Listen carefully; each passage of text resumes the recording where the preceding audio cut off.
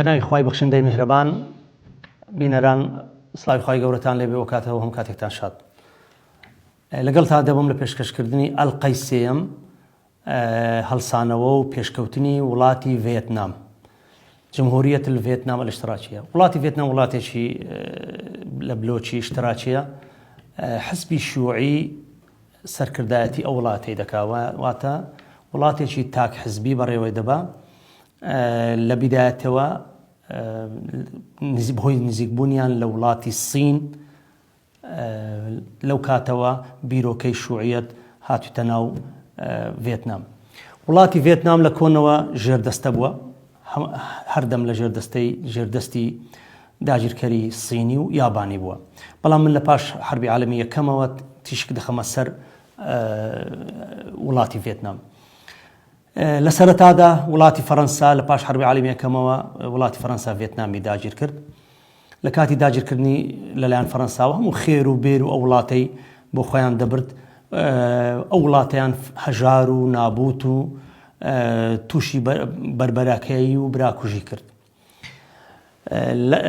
لەو کاتەدا هۆ چیمێ زەعیمی خەباتجێڕەکانی ڤێتنام توانی بەهێزی چەکداریەک دروستکە و بەرەنگاری فەڕەنسیەکان بکتەوە. لە ساڵی 1940 یابان ڤێتنامی داگیر کرد تا ساڵی 1945 یان تا ساڵی 1945-46. لە پاشەوەی جارێکی تر بۆ جاری دووەم فەڕەنسیەکان هاتنەوە لە ئەو جارێ خوارەوەی ڤێتنامیان بە تەواوی داگیر کرد و دیسانەوە خێر و بێری ئەو وڵاتەیان بۆ خۆ برد و بە هیچ شێوەیەک ڕێگەیان بەوە نەدەدا کە ئەو وڵاتە هەڵبستیتەوە و یان ئەو وڵاتە یان خەڵکەکە لە هەژاری و نەداری ڕزگاریان ببێت. کەچی لە هەمان کاتدا شوێنە استراتیجیەکەی ڤێتنام شوێن یەک لە وڵاتەکانی وەبەرهێنانی برنجە. ساڵی 1954 لە 45ەوە تا ساڵی 1954 شەڕی فەڕەنسا ئەو وڵاتی داگیر کرد. شۆڕجێرەکان توانیان فەڕەنسا دەرکەن لە وڵاتی ڤێتنام. لە پاش ساڵی 1954ەوە وڵاتی ڤێتنام سەبرە هەوڵیدا خۆیان دروستکەن، خۆیان ئامادە بکەن، بەڵام لە بەردوو بربەرەچی ڤێتنامی سەر و ڤێتنامی خوارو ئەوەیە ڤێتنامی سەر و کە ئیتحاد سۆڤێتی پاڵپشتی دەکردن و ڤێتنامی خواروش ئەمریکا و وڵاتە زلهێزەکانی دیموکرات خواست پاڵپشتیان دەکردن. ئیتر تاوەیان لێهات لە بینی خۆشیان شەڕ و بربەرەچی بە بەردەوام هەبوو و هەموو کاتێک وڵات کە لە ژێر بربەرەکانی و دووبەرەچی و ناحەزی بێتر ئەوەیە کاولی و هەڵسانەوە و پێشکەوتن بە هیچ شێوەیەک بەخۆیەوە نابینیتن. لەو کاتەدا هۆ چیمێ لە 1969 وەفاتی کرد. لەو کاتەدا ڕئیس یەک لە سەرکردەکان لوان سەرکردایەتی ئەو وڵاتی دەکرد و هەم سەرکردایەتی حزبی شیوعی ڤێتنامی دەکرد. ئەو بەڕێزە لەبەرەوەی لە بارودۆخی شەڕ دروست ببوو، ئیتر ئەو وڵاتی هەر دەیتوانی هەولیان ئەوە بوو کە سەقامگیری لە ئەو وڵاتی دروستکەن. لە ماوەی لاچوونی داگیرکەری فەڕەنسی ئەمریکا لە شەستەکانەوە ئەمریکا چاوی بڕیە ڤێتنام، دائیمەن ویستی وابووکەوە بتوانێت بەرامبەر ئیتحاد سۆڤێتی لەو شوێنەدا بوەستێتەوە، هەوڵدا ڕێگری لە هاتنە پێشی ئیتحاد سۆڤێتی بکاتن. ئەمریکا بە هێزێکی زۆر گەورەوە بە 9 ملیۆن سەربازەوە لە وڵاتی ڤێتنام بوو. ئەو وڵاتەی پارچە کرد، کوشتن و بڕین و نەداری و فەقیری و مەحرومیەت تووشی وڵاتە بوو. تەنانەت وڵاتی ڤێتنام ناوی لە هیچ مەقایسێک و مؤشراتێکی عالەمیدا نەبوو، وڵاتێک بوو لە ژێر هێڵی هەژاری دەژیا. بەڵام یەکگرتنی ئەو خەڵکە چەکدارەکە و خەڵکە شۆڕژێرەکە توانیان چۆک بە ئەمریکا دابنێن و ئەمریکا لە ساڵی 1974 شەڕ ڕابگرێت و ئیعلام کە بگەڕێتەوە.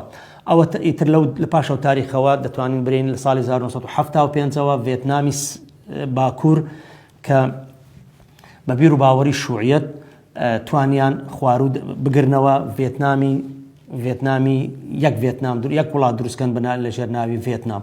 ئیتر وڵاتی ڤێتنام یەک لە وڵاتە سەیر و سەمەرانەیە کە تواندرا چۆک بە وڵاتێکی زلهێزی ئەمریکا دابنێ. ئەو وڵاتە لە پاش 75ەوە سەبرە بەرنامە و پلانی دانا چۆن بتوانێت هەڵبسێتەوە. لەو فترە سەرۆک لیوان سەرکردایەتی حزب و سەرکردایەتی وڵاتی دەکرد. ئەو بەڕێزە تەنها بەرنامەی چاکسازی کشتتوکاڵی هەبوو. وای بە باش دەزانی کە وڵات ئەگەر بتوانێت لە ڕووی کشتتوکاڵەوە بەرەو پێش بچێ ئیتر خەڵکەکە دەبوژێتەوە، هەژاری کەم دەبێ و گەشەکردنی ئابووری سەبرە ڕێخۆش دەکات بۆ گەشەکردنیان. بەڵام لەبەر ئەوەی عقلیەتی ئەو کاتەی شەڕ و شۆڕ بوو هەر ئەوەن دەتوانی لەو جوغزە زیاتر نەتوانی خۆی بەرەو پێش بە. پێشکەوتنی سەرەکی لە وڵاتی ڤێتنام لە ساڵی 1986ەوە دەست پێ دەکات. لەو کاتەکە ڤان لین سەرکردەیەکی حزبی شوعی هاتە سەر حکم و حکمدارەتی و دەسەڵاتداری گرتە دەست. ئەو بەڕێزە دیدێکی دووری هەبوو، کابرایەکی ئابووری بوو، وای قەنەعەتی وابوو کە بتوانێتن مۆدیلێکی نوێ دروستکە. بەڕێزان وڵاتانی پێشکەوتوو بنەمایەک لا نهێنی سەرکەوتەکانیان مەسەلەن لەوەدایەکەوە هەوڵ دەدام مۆدیلێک دروستکە. ڤێتنام زۆر متەئسیر بوو بە حزبی شوعی سینی، بەڵام لادانێکی دروست کرد. ئەو لادانە بەوەی کەوە ئابووری اشتراکی لەگەر ئابووری سەرمایەداری دروست تێکەڵیان کرد و مەزیزیەکی نوێیان دروست کرد بە تەجروبەی ڤێتنامی دەناسرێت، تەنانەت منافەسەی سینیشی پێدەکا.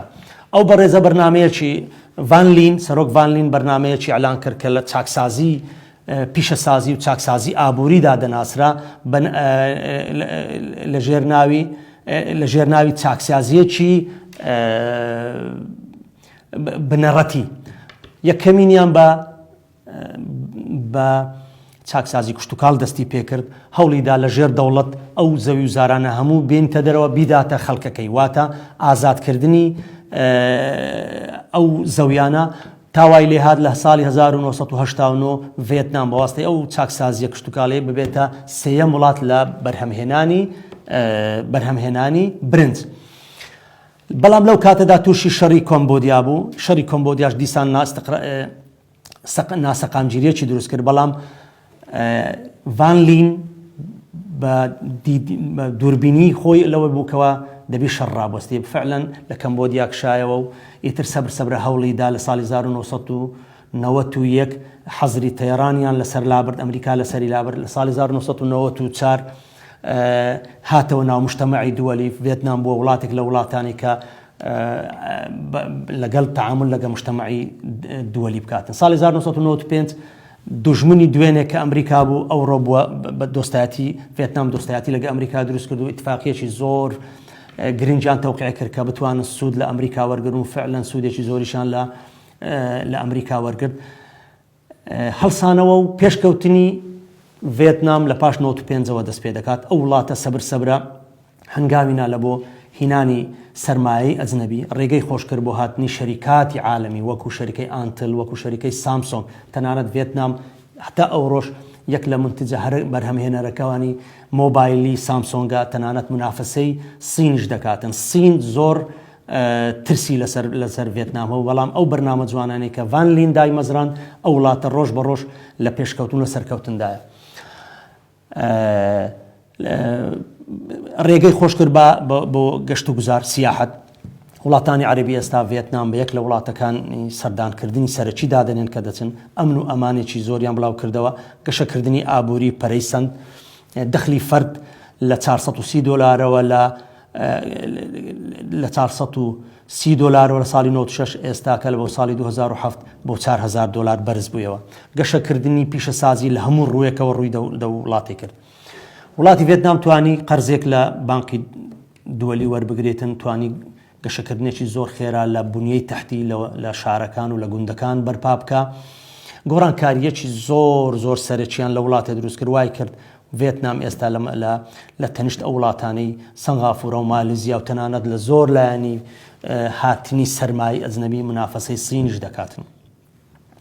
بەڕێزان ساڵی 2010 وڵاتی ڤێتنام دیسانەوە بەدانانی پلانێکی تۆکمەی ئابووری دیسانەوە هەڵسانەوەیەکی زۆر گەورە و پێشنێتنیی زۆر گەورەی بەخۆوە دیت. لەو کاتەدا توانیان گەشەکردنی ئابووری لە 5 زیاد بکەن، GDP لە 7 زیاد بکە و گەشەکردنی پیشەسازی 13 زیاد بکە. ئەگەر بەهات با و ڤێتنام هەر لەسەر چاکسازی کشتتوکاڵی خۆی بمابەوە پێمانە بۆ بیتوانی با بگاتەوە. بۆیە ئەوەش دەرسێکە پیشانمان دەدا کە گەشەکردنی ئابووری، گەشەکردنی پیشەسازی هۆکارێکە بۆ پێشکەوتنی وڵاتان و هۆکارێکە بۆ هەڵسانەوەیەکی زۆر خێرا و پێشکەوتنێکی خێرا. بەڕێزان، ڤێتنام ئێستا وڵاتێکە لە وڵاتە پێشکەوتەکان حساب دەکرێت. دەخلی فەرد تێدا زۆر زۆر باشە، بەتاڵە معدەلی بەتاڵە زۆر کەمە. لە پاش 2010 سیستەمێکی نوێتر و چاکتر و باشتریان پەیڕەو کرد پاشەوەی کە تووشی گەندەڵی و تووشی هەندێک فەسادی ئیداری بوون، توانیان خۆیان لەو هەنگاوش خۆیان ڕزگار بکەن و ئێستا بەرەو هەنگاوی گەورەتر هەنگاو بنێن، بەوەش اعتیماد بکەنە سەر 4-5 خاڵی زۆر سەرەکی و بنەمای سەرەکی. یەکەمینیان ئیشکردن لە بنیەی تەحتی ڤێتنام، بنیەی تەحتی گەیشتنی کارەبایە، زیادکردنی خزمەتگوزاریەکانی لە بۆ شارەکانە بۆی بتوانن بنیەی تەحتی ئەو وڵاتەی زیندی بکەنەوە. خاڵی دووەمینیان بازاری حڕ، بازاری ئازاد، توانیان بازار ئازاد بکەن، توانیان بوارێک بڕخسێنن بۆ ئەو شەریکاتانەی کە بێنتەنات ئێستا لە زیاتر لە 70,000 شەریکاتی ئەزنەبی لەوێندەرە زەمینەیەکی زۆر لەبارە لەبەرەوەی دەستحەقی کار لەوێ زۆر کەمە، زەریبە و باجەکان زۆر کەمن، زەمینەیەکی زۆر جوانیان ڕەخساندووە بۆ هینانی وەبەرهێنەری بیانی. تەنانەت سین ئێستا بیر لەوە دەکەنە، زۆر لە کارگە گەورەکانی سین ئێستا بیر لەوە دەکەنەوە کە لە ڤێتنام گەشە بەکارەکانی خۆیان بدەن. خاڵی سێمینیان کارکردنە لەسەر تەنمیەی بەشەری. بەڵێ بەڕێزان، تەنمیەی بەشەری و گەشەکردنی مرۆیی زۆر گرنگە تۆ بتوانی کار لەسەر هاوڵاتی خۆت بکەی. بەڵێ توانیان هاوڵاتی ڤێتنامی بە چاکسازی لە تەندروستی و لە خوێندن و لە هەموو لایەنەکانی تر بتوانن هاوڵاتی ڤێتنامی بەرزکەن و لە هەموو ڕوێکەوە بیگەینەوە هاوڵاتیانی کە وڵاتە پێشکەوتەکان دەژین. خاڵی چارەمینیان زیادکردنی بنووک و مەساریف بە شێوەی گشتی. ئەوە سەبەبێکی ینی هۆکار بنەمایەکی زۆر سەرەکی پێشکەوتنە کە وڵات دەبێ بانقەکان دەورێک و ڕۆلێکی زۆر سەرەکی ببینن بۆ پاڵپشتیکردن و یارمەتیدانی کەرتی پیشەسازی و کەرتی کوشتتوکاڵ و هەموو کەرتەکانی تر. خاڵێکی تریش ئەوەیە کە تەمینکردنی مەساڵحی ئەو شەریکات و ئەو کۆمپانیانەی کە لەوێن دەرن کە لایەنی ئەمنیەوە تەمین بکرێن و هیچ ترسێک و دڵڕاوکەیەک نەبیتن. ئیتر ئەو چەند بنەمایانە تواندرا ڤێتنام پێشکەوتنێکی زۆر خێرا زیاتر بەخۆ ببینی. ئەمڕۆ وڵاتی ڤێتنام چارەم وڵاتە لە دروستکردنی پێڵاو. یەک لە وڵاتە پێشکەوتەکانە لە دروستکردنی جلوبەرگ، یەک لە وڵاتە پێشکەوتەکانە لە سناعاتی تعدین و ئاسن و ئەو بەروبوومانی ئاسنی، و هەروەها یەک لە وڵاتە هەرە پێشکەوتەکانە لە دروستکردنی تەکنەلۆژیایی وەکو مۆبایل و وەکو ئەجهیزە و شتی بچووکتر کە هەمووی زیاتر ڤێتنام مەزدەڕێکە لە بۆ ئەو براندە ئەزنەبیانە، براندە بیانیانەی ناسراوەکانی دنیا کە لەوێن دەربە نرخێکی زۆر کەم بنیاد دەنێن بە کوالیەتێکی زۆر بەرز، و لە ڕووی سیاحەشەوە لە ڕووی گەشت و گوزارەوە زۆر بەرەو پێش چووە.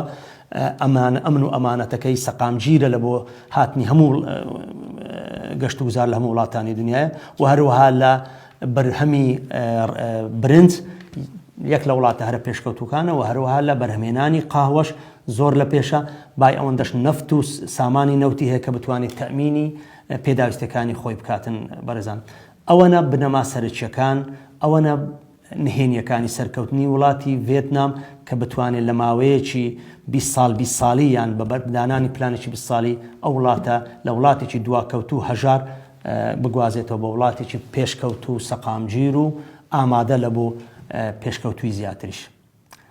سپاسدانەکەم لە ئەڵقەی چارەمدا باس لە تەجروبەی وڵاتی مالیزیا دەکەم. لەگەڵمان بن.